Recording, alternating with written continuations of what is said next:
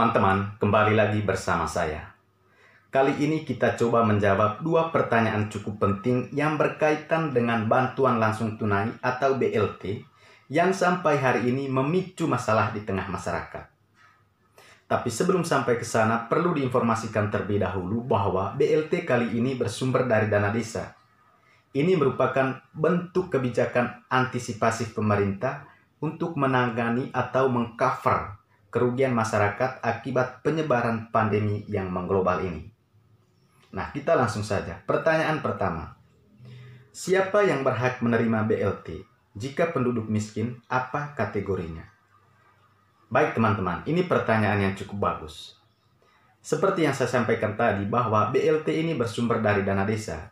Karena bersumber dari dana desa, maka rujukan hukum yang kita gunakan adalah Undang-Undang Desa.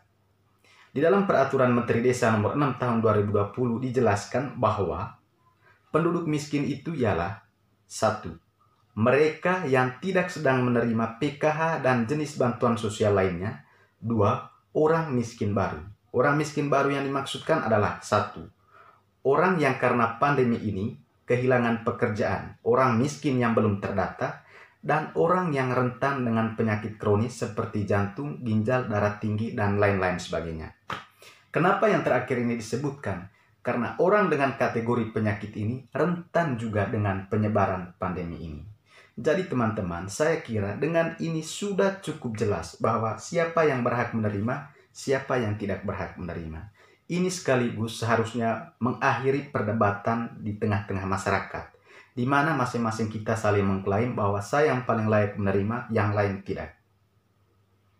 Jadi teman-teman, ini harus diperhatikan dan dipahami secara bersama sehingga tidak menimbulkan kesalahpahaman.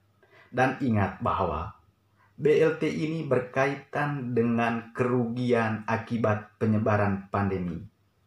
Itu juga yang harus diingat, ya. Sehingga yang harus mendapatkan adalah prioritas bagi mereka yang terkena dampak langsung akibat penyebaran pandemi ini, seperti yang disebutkan dalam undang-undang tadi, misalnya kehilangan pekerjaan dan lain-lain sebagainya. Ini sekaligus menjawab pertanyaan yang beredar di masyarakat, misalnya begini. Apakah yang belum berkeluarga bisa mendapatkan BLT? Ya, jawabannya bisa. Bisa sejauh memenuhi apa yang disebutkan dalam ketentuan undang-undang tadi. Misal, yang bersangkutan sudah lepas dari tanggung jawab orang tua, kemudian dia memiliki pekerjaan. Nah, akibat pandemi ini, ia di PHK dari satu perusahaan misalnya. Jadi, orang-orang semacam ini bisa mendapatkan BLT sekalipun dia belum berkeluarga. Jadi, teman-teman, itu yang harus kita ingat supaya tidak ada kecurigaan-kecurigaan seperti yang saya sampaikan tadi. Dan menurut saya, kenapa ini terjadi? Karena kita menggunakan indikator yang salah. Selama ini kalau saya perhatikan bahwa kita menggunakan indikator lain di luar apa yang ditentukan dalam Undang-Undang Desa ini. Misal kita gunakan indikator yang dikeluarkan oleh Kementerian Sosial. Menurut saya, sejauh ini yang kita gunakan, maka memang perdebatan-perdebatan semacam ini tidak akan berakhir. Kenapa? Karena indikator yang dikeluarkan oleh Kementerian Sosial itu sangat kompleks, ya. Sangat kompleks dan itu berkaitan dengan kemiskinan secara umum. Oke, pertanyaannya, apakah mereka yang tercantum dalam indikator Kementerian Sosial itu tidak dibantu? Jadi seperti yang saya sampaikan tadi bahwa jenis bantuan sosial itu banyak. Ada BLT, PKH, dan lain-lain sebagainya. Mungkin saja mereka tercover melalui bantuan sosial lainnya itu. Tapi menjadi persoalan kalau kemudian bahwa kesemuanya mereka tidak dapat. Ini yang menjadi persoalan dan kita kawal bersama. Begitupun soal yang belum berkeluarga tadi. Lain soal kalau misalnya yang bersangkutan masih hidup bergantungan dengan orang tuanya, kemudian tidak memiliki pekerjaan dalam tanda kutip misalnya, kemudian tiba-tiba langsung mendapat BLT. Jadi hal-hal semacam ini yang perlu kita kawal bersama. Tetapi sejauh yang bersangkutan memenuhi ketentuan yang disebutkan dalam undang-undang tadi, maka wajar bagi dia untuk mendapatkan BLT. Pertanyaan kedua teman-teman. Siapa yang berhak mendata penduduk miskin itu? Baik, yang berhak mendata penduduk miskin itu adalah tim relawan desa penanganan COVID-19.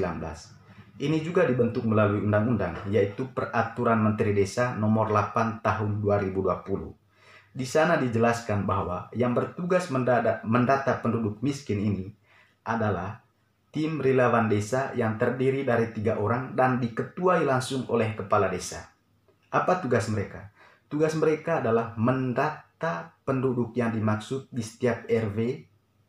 Kemudian hasil dari pendataan itu dilakukan musyawarah desa dengan satu agenda tunggal, yaitu validasi dan finalisasi data yang bersangkutan.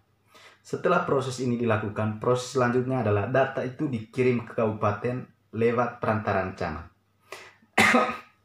Nah teman-teman, disinilah pengawasan ketat itu perlu kita lakukan dan kita kawal bersama. Kenapa?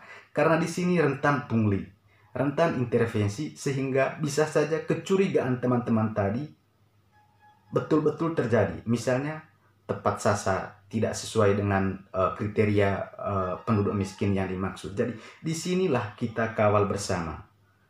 Kita kawal semua prosesnya untuk memastikan bahwa BLT ini dibagikan secara tepat sasar dan tepat waktu.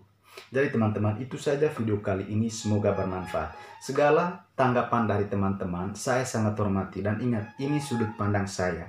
Ini sudut pandang saya. Segala kritik dan membangun dari teman-teman untuk penyempurnaan video selanjutnya saya sangat terima. Jadi terima kasih, semoga video ini bermanfaat untuk kita.